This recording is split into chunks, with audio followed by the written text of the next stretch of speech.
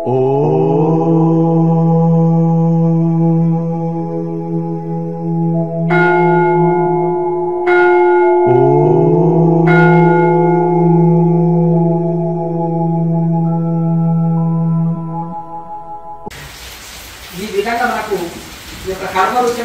కనుక సాధన చేసుకుంటే మనకు అన్ని దీనికి రూపాయి ఖర్చు లేదు. ఎంత ఖర్చు పెట్టినా కానీ ఒకసారి ఆరోగ్యం సరిపడదు. కానీ రూపాయి ఖర్చు లేకుండా మనం సంపూర్ణ ఆరోగ్యం పొందవచ్చును. ఎందరో పొందుతున్నారు ప్రపంచంలో, క్రియాయోగులందరూ కూడా ఎందరో పొందుతున్నారు. కనుక ఎంతో మంది వాళ్ళు అనుకున్న సంకల్ప సిద్ధి పొందుతున్నారు. కనుక అలాగే వాళ్ళు అనుకున్నది సాధిస్తున్నారు. కనుక మనకు అన్నిటిని ప్రసాదిస్తుంది క్రియాయోగం. కనుక ఇందులో మనకు సాధక క్రియ, చక్రస్మరణ, మహాముద్ర, నాభి క్రియ, ప్రాణాయామ, జ్యోతిముద్ర ఇవన్నీ చేయాలి. మనం వంటలు చేస్తున్నప్పుడు అన్ని సామాగ్రితోనే కరెక్ట్ వంట అవుతుంది. ఏ సామాగ్రి లేకుండా అవుతుందా? కాదు. అలాగే ఈ యొక్క అన్ని ముద్రలు ఒక్కొక్కటి ఒక ఫలితం ఇస్తుంది మనకి. ఈ యొక్క కనుక ఇవన్నీ కూడా 6 ముద్రలు చేస్తే మనకు ఎక్కువ ఫలితం ఇస్తుంది. చాలా మందికి నడుము నొప్పి, కాళ్ళ నొప్పి, కీళ్ళ నొప్పి అంటారు. మహాముద్రని బాగా ప్రాక్టీస్ చేయాలి. చాలా మంది అనుకుంటారు నేను భగవంతుడిని అనుభూతి జన్మనే పొందాలి, నేను ఎన్నో పారాయణాలు చేసిన, పూజలు చేసిన, యాత్రలు చేసిన, ఎన్నో శాస్త్రాలు చదివిన, ఎంతో జపం చేసిన, అయినా నాకు దైవ అనుభూతి కలగట్లేదు అని కొంతమంది రోధిస్తుంటారు. అది జ్యోతి ముద్రని బాగా వేసి కుంభకం ఎక్కువ చేయండి. ఆత్మ ప్రకాశాన్ని, భగవత్ ప్రకాశాన్ని అనుభూతిలోకి పొందగలుగుతారు. నాద బిందు కళలు అనుభవంలోకి వస్తాయి. కనుక అలాగే ఇక్కడ మీరు ఇంకా చాలా మంది నాకు మనోలయం జరగట్లేదు, మనసు అంతర్ముఖం కావట్లేదు, ఇంకా అనేకమైన ఆలోచనలు వస్తున్నాయి అంటుంటారు. వాళ్ళు ప్రాణాయామని చక్కగా పర్ఫెక్ట్గా చేయాలి. ఇంకా ఎక్కడికి మనసు నిరోధము, మనసు వశం కాకపోతే వాయు నిరోధం చేత మనసు నిరోధం అవుతుంది. శ్వాసను వశం చేసుకున్నప్పుడు మనసు వశం అవుతుంది. కనుక ప్రాణాయామంలో ఎవరైతే కుంభకం ఎక్కువ చేశారో వాళ్ళకు వెంటనే ఒక పశువుని, దొంగ పశువుని చేయాలని చేస్తున్నారు. దాన్ని ఏం చేస్తాము, ఒక గొలుసు పెట్టి ఒక మంచి స్తంభానికి కట్టి వేసినాం అనుకో, ఎక్కడ పరిగెత్తదు. ఈ దొంగ పశువు లాంటి మనసు ఏం చేస్తున్నారు, బజ్జీలు ఉంటే రోడ్డు మీద తిందామంటది, అక్కడ సినిమాకి వెళ్దామంటది, అక్కడ బార్లు వెళ్దామంటది, అంతేనా కదా. ఇక ఇక్కడ అక్కడ తిరగమంటది దేశ తిన్నలాగా. దీన్ని ఏం చేయాలి, చక్కగా గొలుసు పెట్టి కట్టేసి మంచి మేతని పోసేయాలి. పచ్చి మేత ఉంటుంది కదా, గడ్డి పోసి వేసింది అనుకో, తిని తృప్తిగా ఉంటుంది. ఉంటుందా ఉండదా? ఇక ఇది ఎన్ని దీనికి ఆనందం కలిగించినా ఇంకా మళ్ళీ కోరికలే, అంతేనా కదా. ఈ హోటల్లో బాగలేదు, 5 స్టార్ హోటల్లో కృష్ణమోబాయి పోదాం పో అంటారు, అవునా కదా.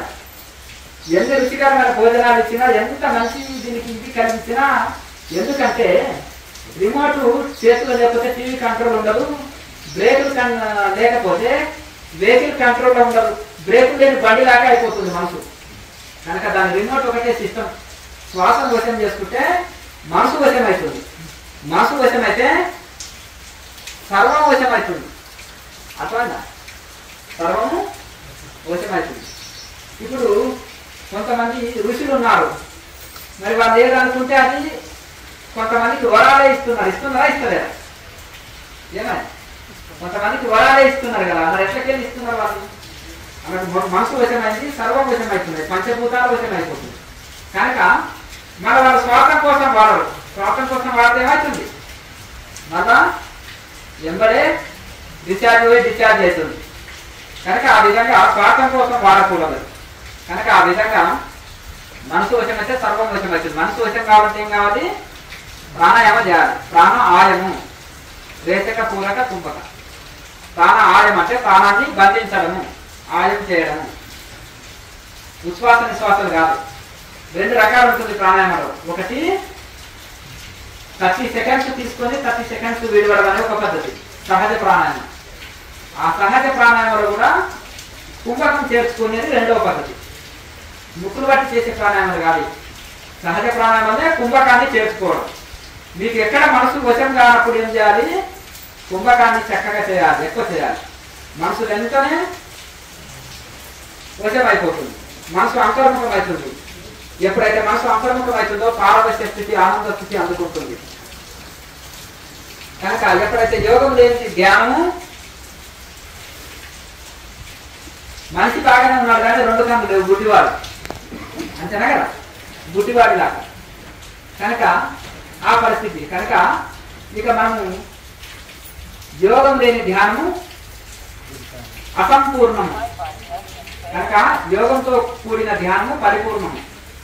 కనుక యోగంతో కూడినప్పుడే మనసు అంతర్ముఖమవుతుంది, ఆత్మానుభూతి పొందుతుంది, దైవానుభూతి పొందుతుంది. యోగం లేనప్పుడు మనసు అంతర్ముఖం కాదు.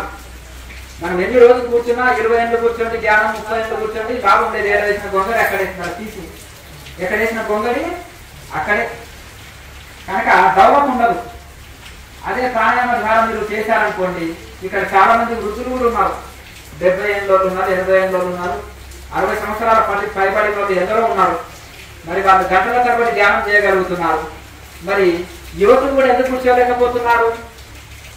సరైన శిక్షణ తీసుకోకపోతే యువకులు కూడా ఏం చేయలేరు. సాధనమైన పనులు సమకూరు ధరలోన. కనుక సాధనతోటి సాధ్యంగా అంటే లేదు. వీళ్ళు ఆహార నియమాలు పాటించి చక్కగా సాధన చేస్తున్నారు కనుక శరీరము మనసు వశంలోకి వచ్చింది కనుక కూర్చోగలుగుతున్నారు. మనసు దాడితే ఏముంది? ఇప్పుడు అనారోగ్యమైన మనిషి నిద్రపోయింది అనుకో, బాధలు గుర్తొస్తాయా? కడుపులో నొప్పింది, నిద్రలోకి వెళ్ళిపోయారు, కడుపులో నొప్పి గుర్తుకొస్తుందా? మళ్ళా మేలుకుంటే గుర్తుకొస్తుంది. మనసుని దాటిన తర్వాత శరీర స్థితి ఉండదు, ఈ నొప్పి బాధ సమస్య కనిపించదు. ఆ మనసుని దాటే ప్రయత్నమే ప్రాణాయామ అభ్యాసం.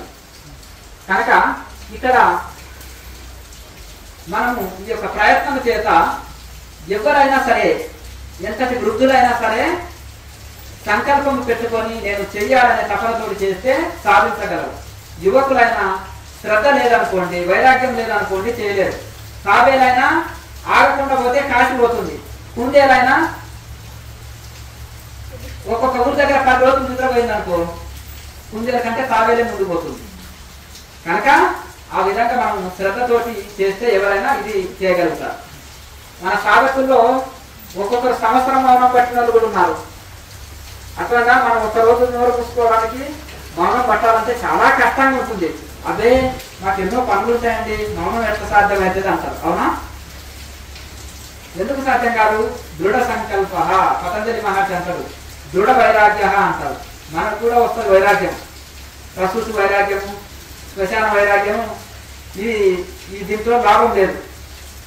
ఎవరైనా చనిపోతే మనం మీరు స్థిరంగా ఉంటామని, ఎన్నటికైనా చనిపోయేదే అంటే అయ్యో ఇలా చనిపోయాడు, ఏం తీసుకెళ్ళాడు, మన బతికించే కదా, ఎంత ఎందుకు ఎంత అని అంటారు. మళ్ళీ ఇంటికి వస్తే మనిషి అన్నప్పుడు చనిపోవడం, మన పనులు మనం చేసుకోవాలా అంటారు.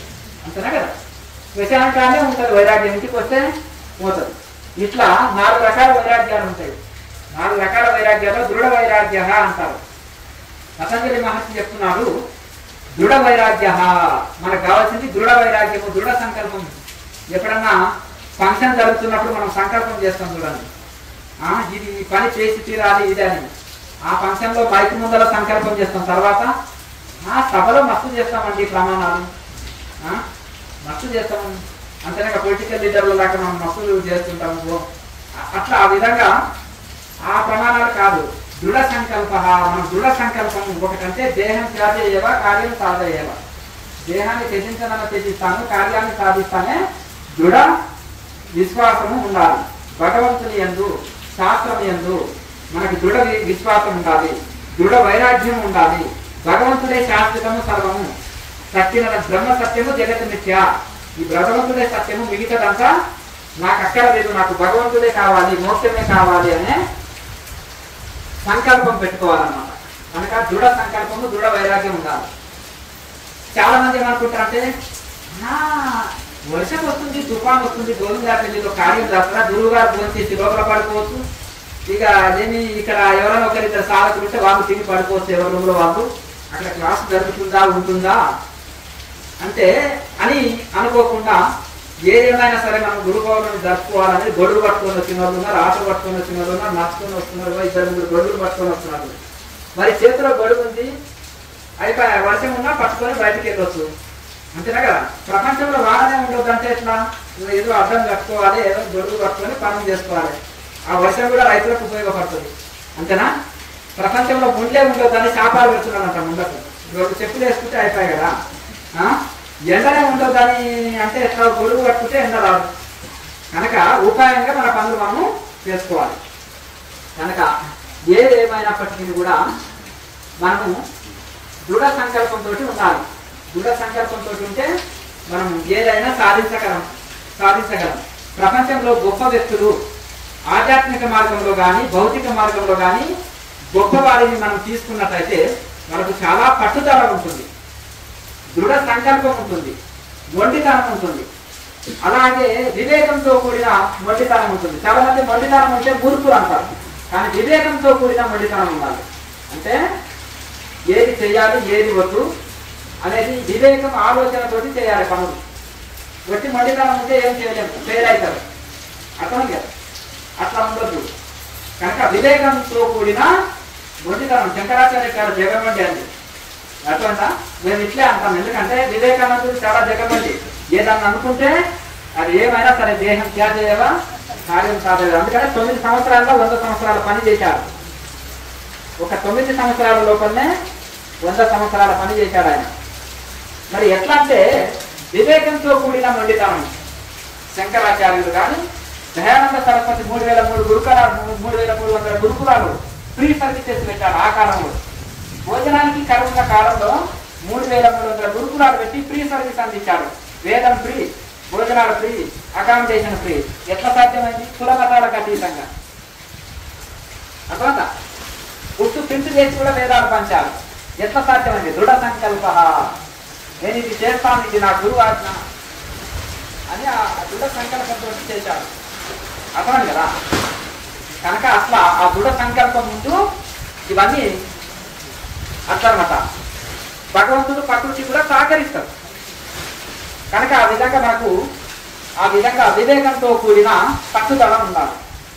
కనుక మనము నేను రోజు క్రమం తప్పకుండా సాధన చేయాలి అనే పట్టుదల ఉండాలి. ఉన్నప్పుడు అప్పుడు శరీరం వశమవుతుంది, మనసు వశమవుతుంది. మనసు వశమైతే సర్వం వశమవుతుంది. కనుక మనము చాలా మంది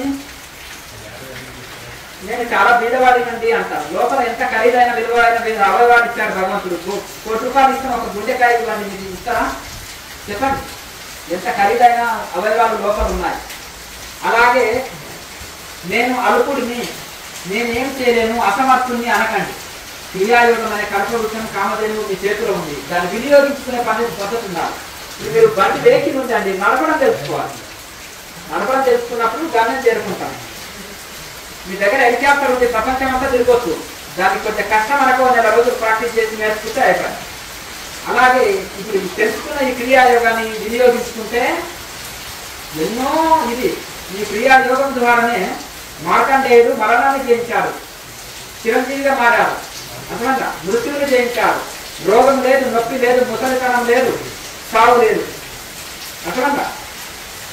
కనుక అదే రాక్షసుల దగ్గర ఉన్నదనుకో, భస్మాసురని అని ఎవరిని ఎక్కువ చేతి పెడతామంటారు. అవునా? అంతేనా కదా. కనుక అమృతం అందుకనే రాక్షసులకు అందరూ వరే పరమేశ్వరుడు. కనుక ఈ విధంగా ఆ యొక్క ఋషులు ఈ క్రియాయోగము సాధన చేసి విశ్వామిత్రుడు సృష్టికి ప్రతి సృష్టి చేశాడు. అర్థంగా 2వ స్వర్గాన్ని సృష్టించాడు. విశ్వామిత్రుడు కౌశికుడు అనే సామాన్య రాజు ఒక ఋషి మారిపోయి 2వ స్వర్గాన్ని సృష్టించాడంటే చూడండి. అంటే ఎందుకంటే ఒక వివేకానందుడు చేశాడు, గొప్ప గొప్ప మహానుభావులు ఋషులు 7 ఋషులు చేశారు. ఈ ప్రపంచంలో ఉంటే స్వామి దయానంద సరస్వతి చేశాడు సాధన. ఒక ఆత్మకథ గురువులు అందరూ చేశారు, రాముడు కృష్ణుడు చేశారు, సమస్త ఋషులు చేశారు. కనుక మనకు ఏమనుకుంటే అది ప్రసాదిస్తుంది. కనుక ఇది సాధన చేయాలి, తరించాలి. ఈ యొక్క మనకు ఈ క్రియాయోగం అనేది మనకు నాడు మండల శుద్ధి చేస్తుంది. ఆ నాడు మండల శుద్ధి వలన ఎన్ని గంటల సేపు కూర్చున్నా శరీరంలో ఏ నొప్పి ఉండదు, ఏ బాధ, ఏ సమస్య ఉండదు. స్టార్టింగ్ లో కాళ్ళ నొప్పి వస్తుంది, శరీరం సహకరించదు, మనసు సహకరించదు. సాధన బాగా చేసినప్పుడు శరీరం మనసు సహకరిస్తుంది. గంటల తరబడి సాధన చేసే శక్తిని కూడా పొందగలుగుతాము. కనుక చాలా మంది అనుకుంటారు సూక్ష్మ నాడి ఓపెన్ కావాలంటే ఏం చేయాలండి, కుంటల్ని యాక్టివేట్ కావాలంటే ఏం చేయాలి, అలాగే నిర్వికల్ప సమాధి స్థితి అందుకోవాలంటే ఏం చేయాలి, ఎన్లైటైన్మెంట్ పొందాలంటే ఏం చేయాలి అంటారు. అన్నింటికీ ఒకటే పరిష్కారం. ప్రాణాయామాభ్యాసం బాగా చేసి తర్వాత ధ్యానం చేయాలి.